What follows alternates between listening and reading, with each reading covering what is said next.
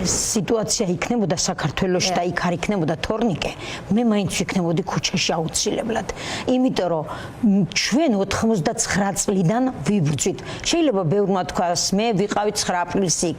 მართლა ხვდები რომ შეიძლება უკვე იბრალებენ და აქაც თუ ჩვენ გავიმარჯვებთ და გავიმარჯვებთ აუცილებლად. აქ ძალიან ბევრი კოცი იტყვის მე იქ ვიყავი. ის უკვე აღარ იქნება კოცი რა თქმა უნდა. მაგრამ თითქოს ყველა ერთმანეთს ვცნობთ რა და ასევე ქუჩაში ვცნობთ ერთმანეთს.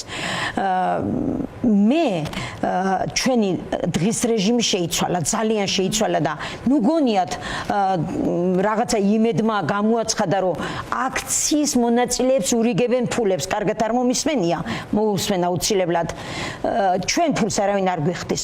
ფულს უხდიან კოცებს და ეპატიჟებიან აქციებზედაც, არჩევნებშიდაც, ერთნაჭირ ხაჭაპურზე და ერთ ბოთლ კოკა-კოლაზე, ეს ვიცით ძალიან კარგად და ზუსტად დღეს რაც ხდება საქართველოში, იჭერენ ისევ თავისიანებს, იღებენ გავგიჟდი ამდენი მილიონები, ეხლა ამბობენ რომ თურმე ამდენი მილიონები ჭამეს, ეხლა იღებენ ამ ფულებს და ზუსტად იმიტომ აჯარიმებენ ელენე ხოშტარიას ვთქვათ 5000 ლარით რომ ის ფული მერე იმ თავიანთ ამომრჩეველს დაურიგონ და მოიწვიონ ძალით შემოახაზინონ 51 შიშით დამუქრევით, იმიტომ რომ ვიცით რომ ეს ხდება სულ მუდამ. ჩვენ ფულს არავინ არ გვაძლევს, ჩვენ მე თან ვმუშაობ და თან ვარ დილიდან საღამომდე ქუჩაში. ძალიან თუ გაინტერესებს გკითხეთ და გეტყვით რანაირად ვმუშაობ.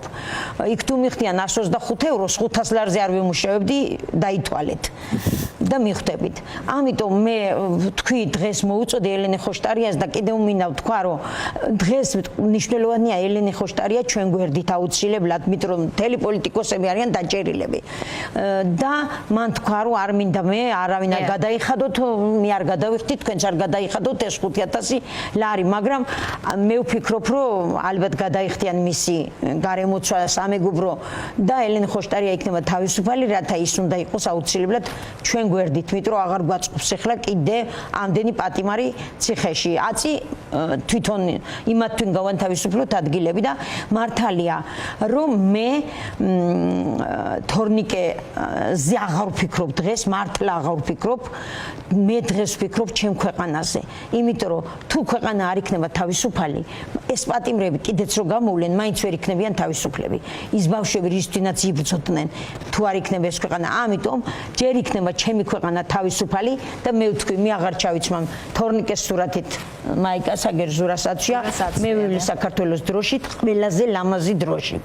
და ეს იქნება აუცილებლად 4 ოქტომბერს ყველას ხელში ეჭირება საქართველოს დროშა და იქნება ძალიან ლამაზი, მშვიდობიანი რევოლუცია, სადაც იქნებიან პატარა ბავშვებიც კი.